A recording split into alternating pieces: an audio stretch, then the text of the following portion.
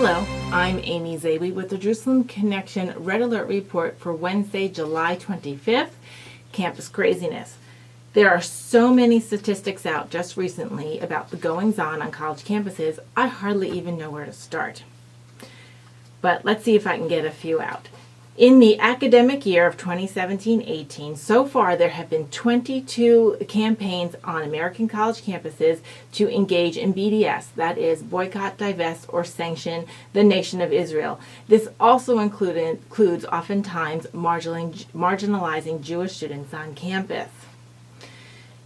This is actually up to two more than the year before, but 2 years ago there was 44 campaigns.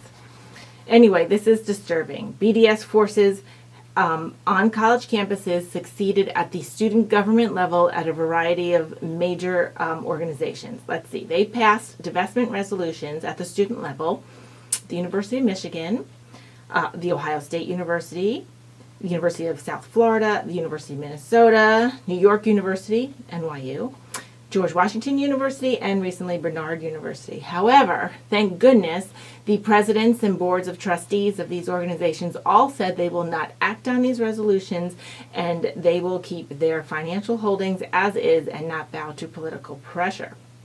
Now, on the other side of that, kudos to the student organizations at these universities for defeating BDS resolutions brought to their student bodies for vote.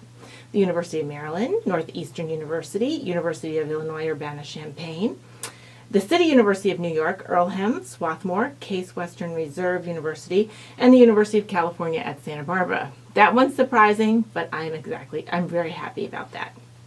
A variety of university presidents and chancellors did make comments about the actions on their campuses.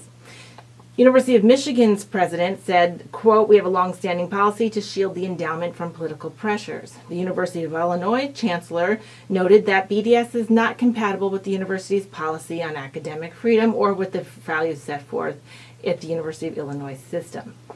Another chancellor noted that we believe the actions as such as these espoused by BDS would damage academic freedom and may have an intended or unintended anti-Semitic effect. The president at Barnard said that there was no action to divest and there was no widespread consensus on this particular issue. The president at University of Oregon noted that BDS is divisive to a social community and inconsistent with the University of Oregon's values. Everywhere you go, BDS activities have particularly consistent allies on campus, and that includes the Students for Justice in Palestine, the SJP. And they've started to take on some new tactics in order to get their point across and through student organizations.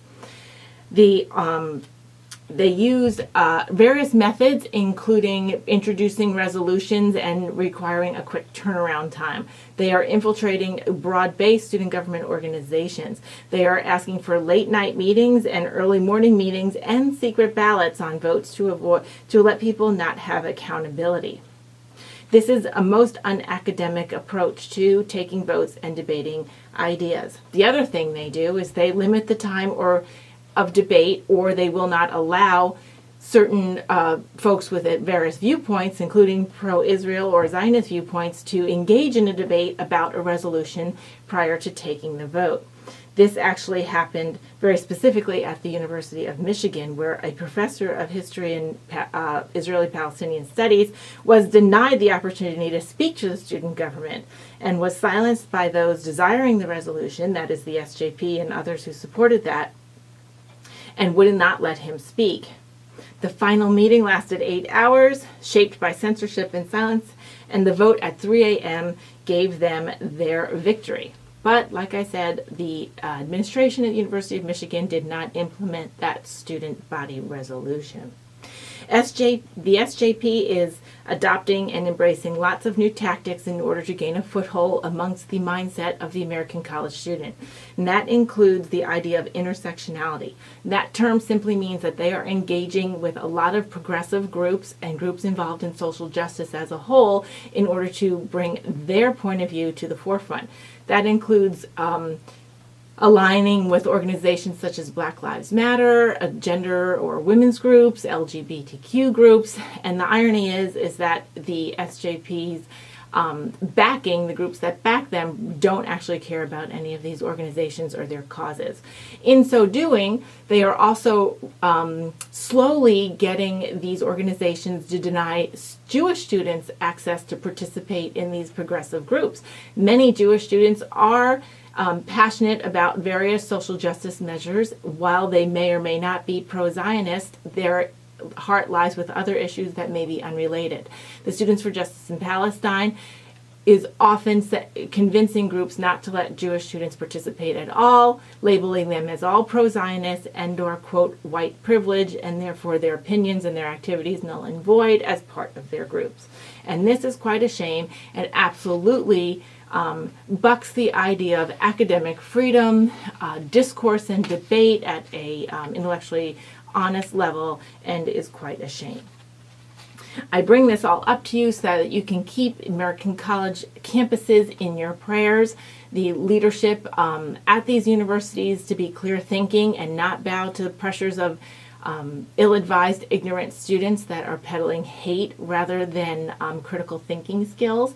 And also to understand that there are groups such as Camera on Campus and others that try to work amongst the students to bring truth and enlighten them about Israel, its policies and organizations, and protect Jewish students as a whole from discrimination that is often coexisting with folks that claim to be simply against Israel's policies, but indeed they're anti-Semitic as a whole.